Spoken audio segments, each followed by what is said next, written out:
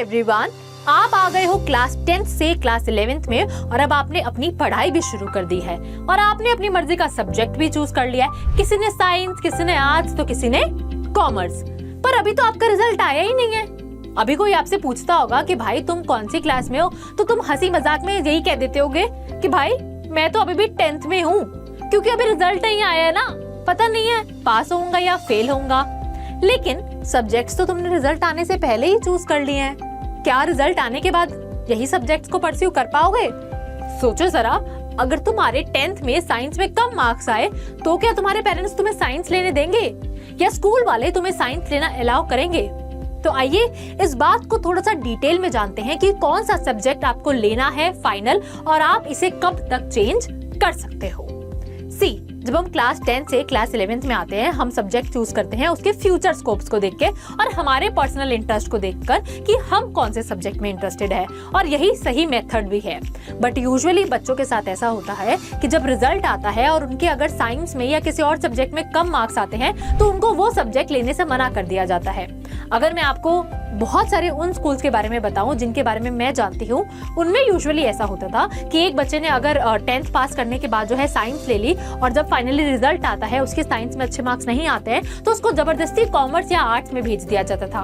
और even parents भी यही प्रेशराइज करते थे कि भाई तुमसे साइंस नहीं हो पाएगा, तुम आर्ट्स या कॉमर्स ले लो। बट क्या तुम्हें उस टाइम पर अपना सब्जेक्ट चेंज करना चाहिए? क्या तुम्हें भी अपने पेरेंट्स की या उस टाइम अपने टीचर्स की बात मानना चाहिए? तो द आंसर इज नो। शायद एक बार को हम पीयर प्रेशर में, टीचर्स के प्रेशर में आके, पेरेंट्स के प्रेशर में आके सब्जेक्ट चेंज कर भी ले। हमें लगे यार 2 साल तो आसान हो जाएंगे ना, 2 साल आराम से कॉमर्स और आर्ट्स पढ़ के बिता देंगे अपना टाइम, क्यों साइंस जितनी मेहनत करनी है। बट एट द एंड जब आपका इंटरेस्ट साइंस में होगा लेकिन कॉमर्स लेने के बाद आपको अकाउंट्स वाली जॉब करनी पड़ेगी शायद, तो आप बहुत परेशान हो जाएंगे। 2 सालों को आसानी से बिताने के चक्कर में आप अपनी पूरी जिंदगी बर्बाद कर चुके होंगे। तो please, this is my request to you all, वही सब्जेक्ट लेना जिसमें तुम इंटरेस्टेड हो, बट अपने आप से ये प्रॉमिस करना कि जो सब्जेक्ट मैं ले रहा हूँ मैं ईमानदारी से उसके ऊपर मेहनत करूंगा और ईमानदारी से उसको पढ़ूंगा। ओके, आपने सब्जेक्ट इस तरीके से चूज करने हैं। अब बात करते हैं सब्जेक्ट को चेंज करने की।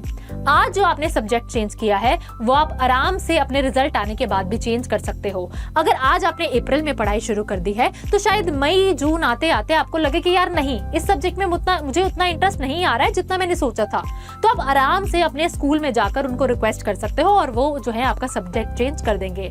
और इवन सितंबर अक्टूबर तक, जब तक सीबीएसई से फाइनल रजिस्ट्रेशन फॉर्म नहीं फिल होंगे तब तक आप बहुत इजीली अपना सब्जेक्ट कभी भी चेंज कर सकते हो। जुलाई में, जून में, अगस्त में, जब आपका मन करे आप अपने टीचर्स को फाइनल बोलो कि भाई अब मुझसे लग रहा है कि नहीं, मैं ये सब्जेक्ट नहीं पढ़ पाऊंगा और मुझे इसे चेंज करना है। और ऐसा नहीं है कि आपको पूरी स्ट्रीम ही बदलनी है, आप एक सब्जेक्ट भी कोई रिप्लेस कर सकते हो। जैसे मैथ्स अगर आपको नहीं समझ आ रहा है, आप नहीं कर पा रहे हो, तो यूजुअली बच्चे जो कॉमर्स वाले होते हैं या आर्ट्स वाले होते हैं वो मैथ्स की जगह पीएचई ले लेते हैं या फिर आईपी ले लेते हैं। तो आप अपने ऑप्शनल सब्जेक्ट्स को भी जो है चेंज कर सकते हो। और उसके अलावा जब आपका अक्टूबर नवंबर का टाइम हो जाएगा, जब आपके 11th के रजिस्ट्रेशन हो जाएंगे, तब आप अपने सब्जेक्ट्स इतनी आसानी से चेंज नहीं कर पाओगे। आपने यहाँ पर ध्यान दिया होगा, मैंने कहा है इतनी आसानी से चेंज नहीं कर पाओगे, बट क्या बिल्कुल चेंज ही नहीं कर पाओगे? कर पाते हैं, बट ट्राई करना कि आप मत करो, क्योंकि उसके लिए बहुत ज्यादा झंझट होती है।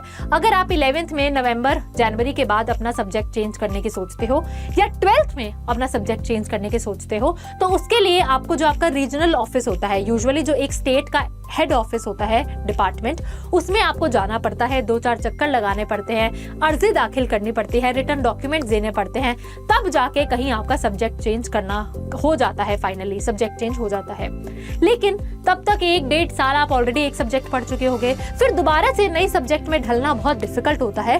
इसलिए मैं आपको यही समझाऊंगी अभी भी कि अपना सब्जेक्ट जो है वो सोच समझ के डिसाइड करो और वही सब्जेक्ट डिसाइड करो जिसमें आपका इंटरेस्ट हो। और इंटरेस्ट के अलावा प्रॉमिस करो अपने आप से कि जो सब्जेक्ट मैं ले रहा हूँ मैं उसमें अपनी मास्टरी हासिल कर लूंगा।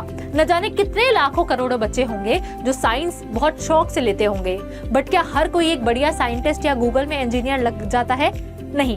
क्योंकि ये डिपेंड करता है कि आपकी अपने सब्जेक्ट पे मास्टरी कितनी है।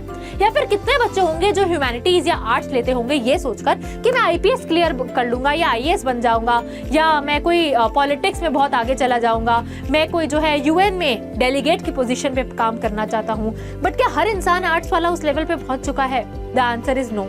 सब्जेक्ट सभी अच्छे होते हैं, चाहे वो साइंस हो, ह्यूमैनिटीज हो, कॉमर्स हो, कोई भी सब्जेक्ट हो, बट मैटर करता है मास्टरी हासिल करना। तो जो सब्जेक्ट आपको पसंद है उस पर अपनी मास्टरी हासिल करो कि आपको लगे इससे ज्यादा अच्छी नॉलेज मुझे इस सब्जेक्ट की हो ही नहीं सकती, या मेरे अलावा किसी और को हो ही नहीं सकती। तो show your dedication and do hard work.